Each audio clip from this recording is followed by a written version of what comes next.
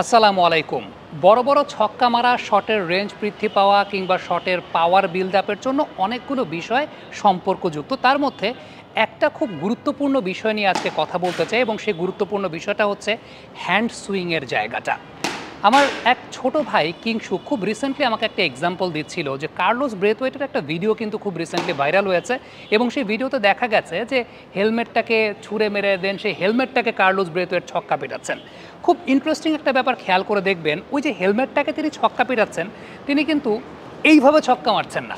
ব্যাপারটা কি হচ্ছে, রাগান্বিত হয়ে ব্যাটের রেঞ্জটাকে এইভাবে হ্যান্ড সুইংটা প্রপার হ্যান্ড সুইংয়ে তারপর তিনি ছক্কাটা পেটাচ্ছেন।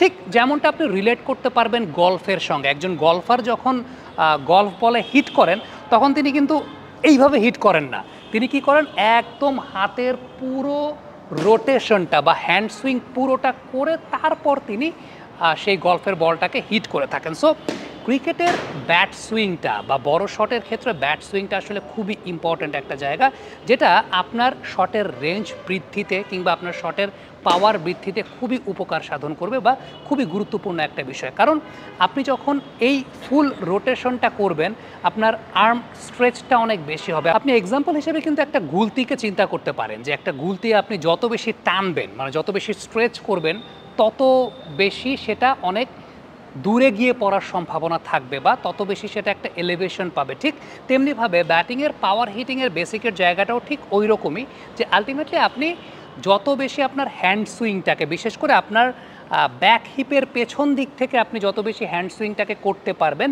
তত বেশি আপনার এলিভেশন বৃদ্ধি পাবে, আপনার পাওয়ার জেনারেট করার সক্ষমতা বৃদ্ধি পাবে এবং তত বেশি আপনি আসলে অনেক জোরে বলটাকে হিট করতে পারবেন। এখানে হ্যান্ড সুইংটা খুবই গুরুত্বপূর্ণ একটা বিষয়, যেটা অনেকে ইগনোর করে যায়।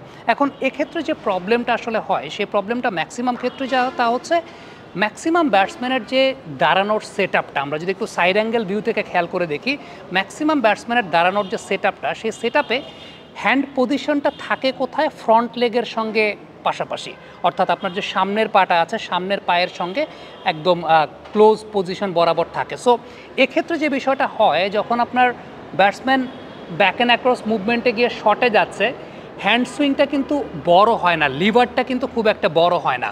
কিন্তু যদি এক্ষেত্রে একটা মাইনর চেঞ্জ করতে পারে কোনো ব্যাটসম্যান, সেই মাইনর চেঞ্জের জায়গাটা হচ্ছে হ্যান্ড পজিশনটাকে যদি পেছনের থাই বরাবর রাখে, একদম আপনারা দেখতে পাচ্ছেন আমি যেমনটা দেখাচ্ছি যে সামনের থাই থেকে পেছনের থাইতে যদি রাখে, তাহলে যেটা হয় সেটা হচ্ছে ওই ব্যাটসম্যান টাইমটা রিডিউস করতে পারে।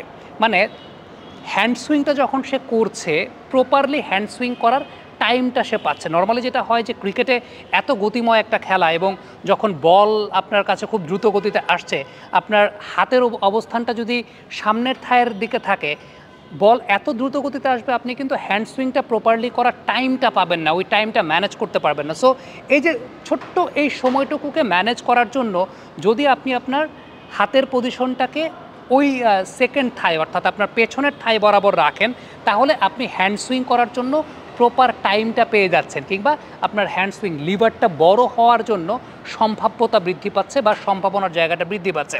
আমরা একটু দুক্ষেত্রে কম্পেয়ার করে যদি আপনাদেরকে দেখাই যে যে পজিশনটা ট্রেডিশনাল পজিশনটা নর্মালি থাকে একজন ব্যাটসম্যানের, কিংবা একদম ট্রেডিশনালি আমাদেরকে ছোটোবেলা থেকে শেখানো হয় যে প্রথম লেগের সঙ্গে প্যারালাল অবস্থানে হাতের অবস্থানটা রাখা, এবং যেটা আমি সংশোধিত যে জায়গাটার কথা বলছিলাম যে আপনি যদি দ্বিতীয় থায়ের কাছে আপনার ওই হাতের অবস্থানটা রাখেন, তাহলে দুটো ক্ষেত্রে আপনি একটু কম্পেয়ার করে দেখবেন যে ব্যাটসম্যান কিন্তু টাইমটা বেশি পাচ্ছে, ব্যাটসম্যান সময়টা বেশি পাচ্ছে তার হ্যান্ডটাকে স্ট্রেচ করার জন্য। আদারওয়াইজ ক্রিকেট, আবারও বলছিলাম যে ক্রিকেট এত গতিময় খেলা, আপনি হয়তো বা স্পিন বলের ক্ষেত্রে ম্যানেজ করতে পারবেন, কিন্তু যখন আপনি পেস বল খেলছেন তখন সবসময় ম্যানেজ করতে পারবেন না, কারণ গুলির মতো এক একটা বল আপনার দিকে আসছে।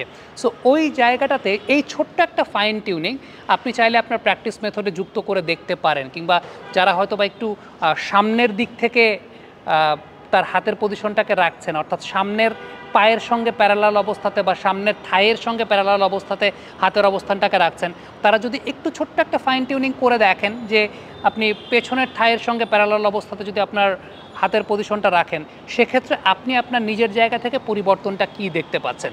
I am pretty much sure যে পরিবর্তন আপনি অবশ্যই দেখতে পাবেন। আপনার লিভারটাকে আপনি বড় করতে পারবেন, যেটা আমি বলছিলাম না যে একটা গুলতি যত বড় স্ট্রেচ হয় তত বেশি কিন্তু সেটা এলিভেশন পায়, তত বেশি কিন্তু পাওয়ার পায়। সো সেম বায়োমেকানিক্সটা কিন্তু আপনার হাতের ক্ষেত্রে, আপনার হ্যান্ড সুইংটা প্রপার হ্যান্ড সুইং হওয়াটা খুব গুরুত্বপূর্ণ আপনি যখন বড় শট খেলতে যাচ্ছেন। সো আশা করব যারা এই মুহূর্তে দেখছেন আমাদেরকে, যারা নিজের শটের পাওয়ার বৃদ্ধি নিয়ে কাজ করতে চান, যারা পাওয়ার ক্রিকেটটা খেলতে চান, তারা কিন্তু এই জায়গাটা চেষ্টা করে দেখতে পারেন। Thank you very much. Comment বক্সে আপনাদের মন্তব্য মতামত জানতে চাই।